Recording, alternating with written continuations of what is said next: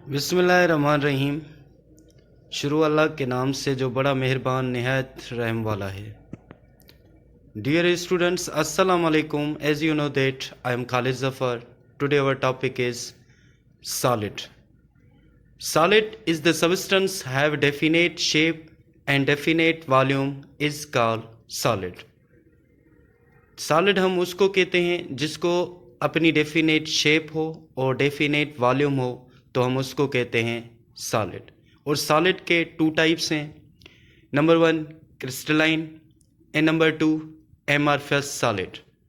ये जो classification solid की गई है, यह है on the basis of arrangement of the particles, के सॉलिड के अंदर मॉलिक्यूल्स की अरेंजमेंट कैसे है, तो हम उसको कहते हैं टाइप्स ऑफ द सॉलिड। तो उसमें आ जाते हैं, एक है क्रिस्टलाइन सॉलिड और दूसरा है एमॉर्फस सॉलिड। क्रिस्टलाइन सॉलिड पे आए तो क्रिस्टलाइन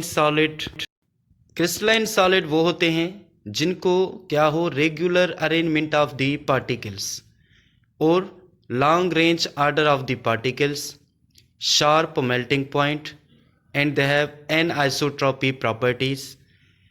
क्रिस्टलाइन सॉलिड में मॉलिक्यूल्स एक मखसूस एक डेफिनेट पैटर्न में अरेंज हुए होते हैं, इसलिए उनके पार्टिकल्स एक मखसूस शेप दे रहे होते हैं, जिसको हम क्रिस्टलाइन सॉलिड कहते हैं।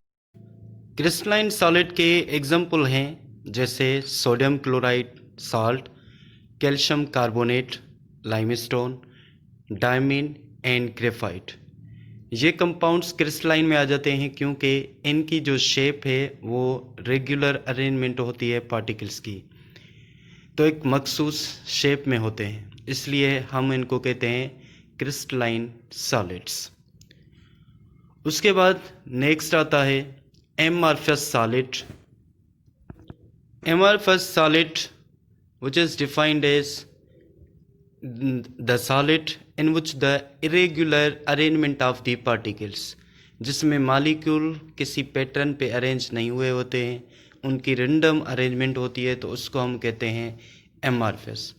और एमॉर्फस वर्ड की मीनिंग है a means not and morph means shape, जिनको कोई मखसूस शेप ना हो।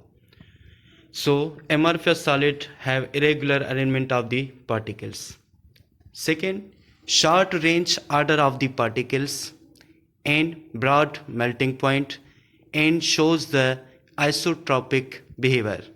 Isotropic behavior means show same properties in different direction. पर अगर क्रिस्टलाइन में देखें तो वो एन आइसोट्रोपी होती है, क्योंकि show the different properties in different direction.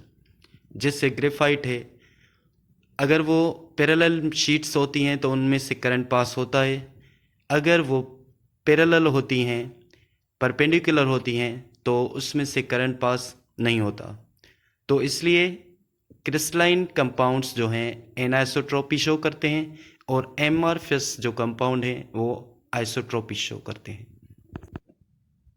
तो एमॉर्फस सॉलिड्स के कुछ एग्जांपल्स हैं जैसे कि ग्लास, रबर, प्लास्टिक, चाक, कार्टन, कैंडी। तो इन सब सब्सटेंस को कोई मखसूस शेप नहीं होती, तो हम उनको कहते हैं एमॉर्फस। और जिनको एक पार्टिकुलर डेफिनेट शेप होती है तो हम उनको कहते हैं क्रिस्टलाइन सॉलिड्स। तो क्रिस्टलाइन के एग्जांपल हमने पढ़ा sodium chloride, calcium carbonate, diamine and graphite. और यहाँ पर देखें एमॉर्फस में एग्जाम्पल में है ग्लास, रबर, प्लास्टिक, चाक, कार्टन, कैंडी। तो ये हैं टाइप्स ऑफ सॉलिड जिनको तकसीम किया गया है on the basis of arrangement of the particles in solid. अब हमारे पास एक एग्जाम्पल है कैल्शियम कार्बोनेट, जिसको हम लाइमस्टोन भी कहते हैं। तो इसको तकसीम किया गया है on the basis of arrangement of the particles. जैसे हम देखें कि मार्बल है, मार्बल हमेशा क्या होता है, हार्ड होता है और वो उसको एक मखसूस शेप होती है, तो उसको हम कहते हैं क्रिस्टलाइन सॉलिड, क्योंकि उसमें रेगुलर अरेंजमेंट होती है पार्टिकल्स की और long range order of particles होते हैं, शार्प मेल्टिंग पॉइंट होती है और ये मार्बल जो प्रॉपर्टी शो करती है वो एनआइसोट्रॉपी। और देखें चाक, चाक जो है वो सॉफ्ट है और ये एमआरएफएस सॉलिड है क्योंकि इसको कोई भी मखसूस शेप नहीं है। तो उसमें क्या होता है, irregular arrangement of the particles and very short range order of the particles, broad melting point and shows the property of isotropic. So ये डिफरेंस था कि कैल्शियम कार्बोनेट में हमने देखा कि मार्बल जो है वो हार्ड है और चाक जो है वो सॉफ्ट है। तो मार्बल जो है वो क्रिस्टलाइन सॉलिड है और चाक क्या है, एमआरएफएस सॉलिड। क्रिस्टलाइन में रेगुलर अरेंजमेंट है और एमआरएफएस में इरेगुलर अरेंजमेंट। क्रिस्टलाइन में long range order of particles होता है और एमआरएफएस में short range of the particles होता है। और क्रिस्टलाइन सॉलिड की जो मेल्टिंग पॉइंट है वो शार्प होती है और एमआरएफएस की broad melting point. Crystalline solids anisotropy show करते हैं और amorphous solid isotropic behaviour show करते हैं। आइसोट्रॉपिक और एनाइसोट्रॉपिक किसको कहते हैं, वो प्रॉपर्टीज़ पे डिपेंड करता है। तो अब आते हैं हम types of crystalline solid. Crystalline solid के 4 अक़साम होते हैं। नंबर 1 पे है आयोनिक क्रिस्टल, नंबर 2 है कोवेलेंट क्रिस्टल, नंबर 3 है मॉलिक्यूलर क्रिस्टल और नंबर 4 पे है मेटालिक क्रिस्टल।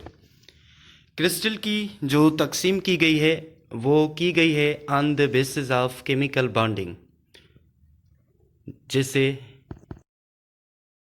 जैसे एटम के बीच में एक कनेक्शन होता है तो वो एक डेफिनेट पैटर्न में अरेंज होते हैं, तो उसको हम क्रिस्टलाइन कहते हैं। तो क्रिस्टलाइन सॉलिड्स के 4 टाइप्स हैं, ionic crystal, covalent crystal, molecular crystal and metallic crystal. तो आयोनिक क्रिस्टल और कोवेलेंट क्रिस्टल या मॉलिक्यूलर क्रिस्टल और मेटालिक क्रिस्टल, इसमें हम देखें कि बॉन्डिंग का डिफरेंस होता है। इसलिए तो पहले हम आते हैं आयोनिक क्रिस्टल पे। The crystal in which particles are held together through ionic bond are called as a ionic crystal. Ionic crystal में हम देखते हैं कि जो क्रिस्टल्स बनते हैं उनके बीच में जो एटम हैं, जैसे यहाँ पे एक एग्जांपल दिया गया है सोडियम एंड क्लोरीन का, तो सोडियम क्लोराइड बनता है।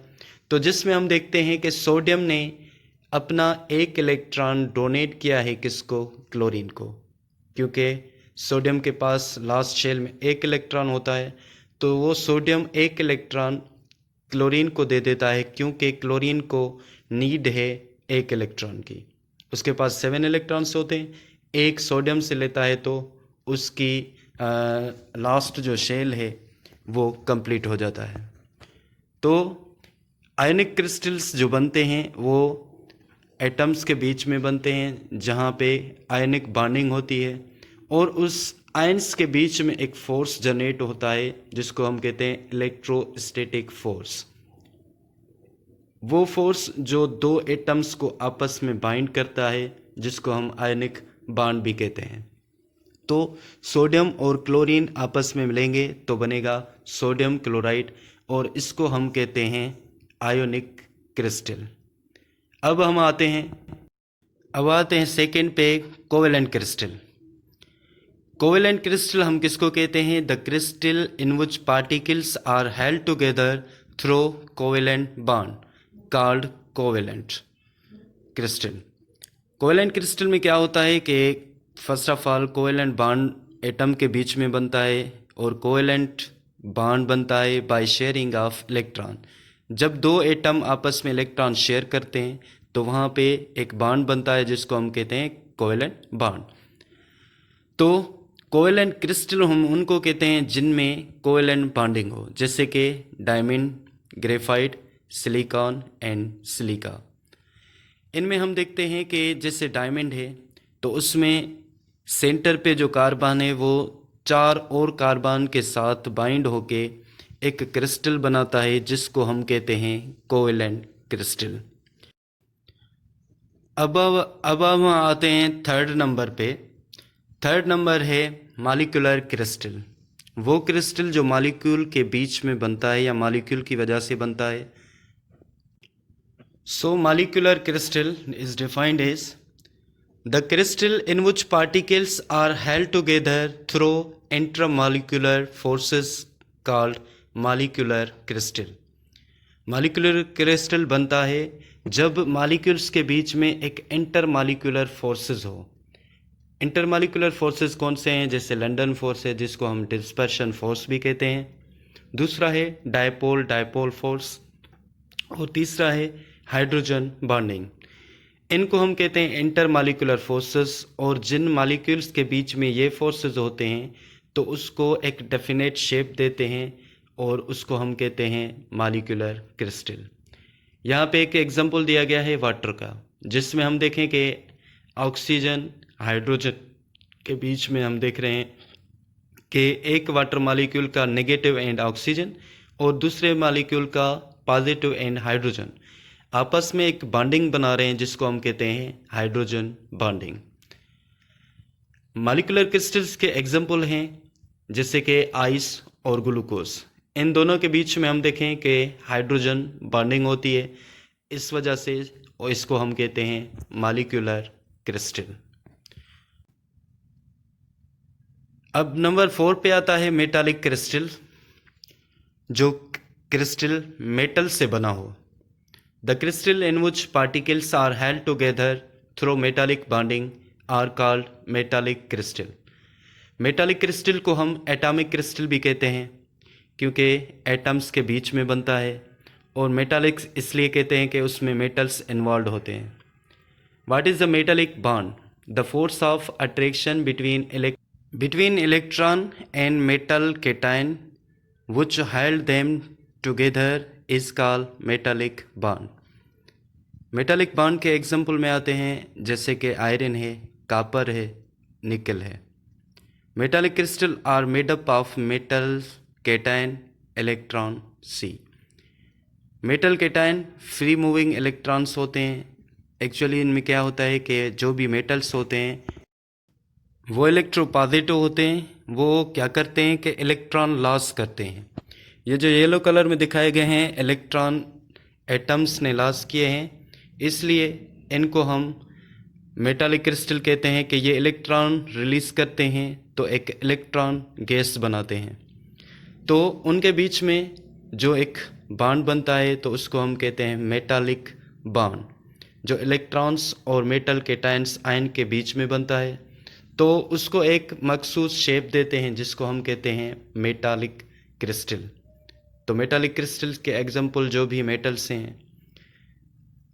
लास्ट टाइम, उसके अलावा ये भी बताया था कि मेटल्स को पहचानने के लिए उसके नाम में यूएम या आईयूएम इस्तेमाल किया जाता है।